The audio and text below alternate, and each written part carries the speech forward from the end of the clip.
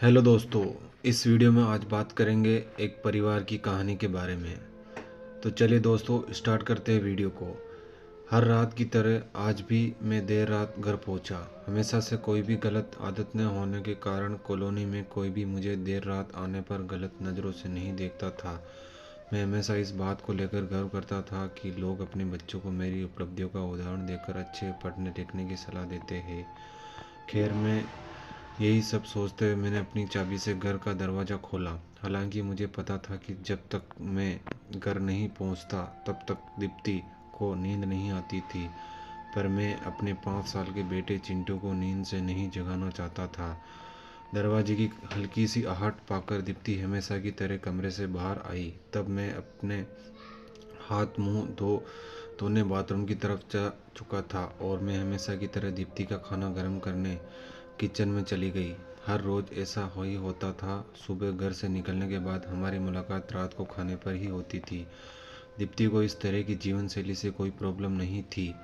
एक high class society में अपनी साख बनाने के लिए हर किसी को इस हद तक की मेहनत करनी ही पड़ती थी। चिंटू सो गया। खाना खाते हुए मैंने दीप्ति से पूछा, हाँ, काफ़ी देर से आपका इंतज़ार कर रहा था, लेकिन फिर इंतज़ार करते करते ही सो गया। दीप्ति ने शिकायत भरे लहजे से कहा, लेकिन हर बार की तरह मैंने मुस्कुराकर बात को टाल दिया।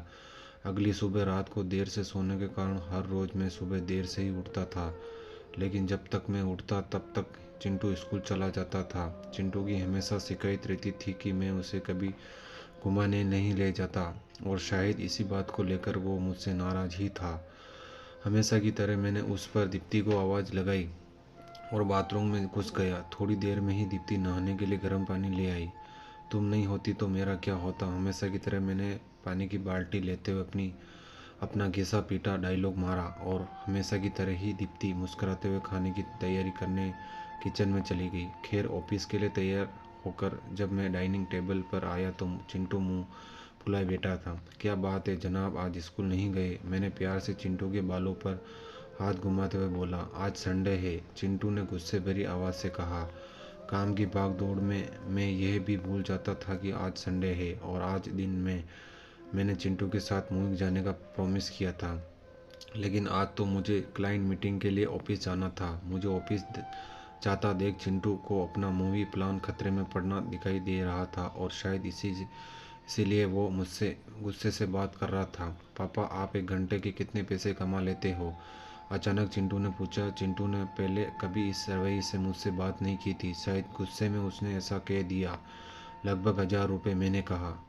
क्या आप मुझसे 500 रुपये उधार दे सकते हो? चिंटू ने कहा। लेकिन तुम्हें पैसे क्यों चाहिए? मैंने थोड़ा गंभीर होते हुए पूछा। मुझे चाहिए, चिंटू ने बनावटी मुंह बनाते हुए कहा। खैर, मैंने चिंटू को 500 रुपये दे दिए। चिंटू उठा और अंदर से अपनी गुल्लक ले आया। चिंटू ने अपनी गुल्लक से 500 रुपये निकाल कर 1000 रुपये मेरे हाथ में रखते हुए कहा, क्या आप कल मुझे आपका 1 घंटा दे सकते हैं?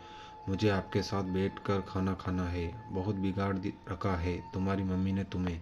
चिंटू की इस हरकत पर मैंने गुस्से से चिंटू को एक थप्पड़ लगाते हुए कहा।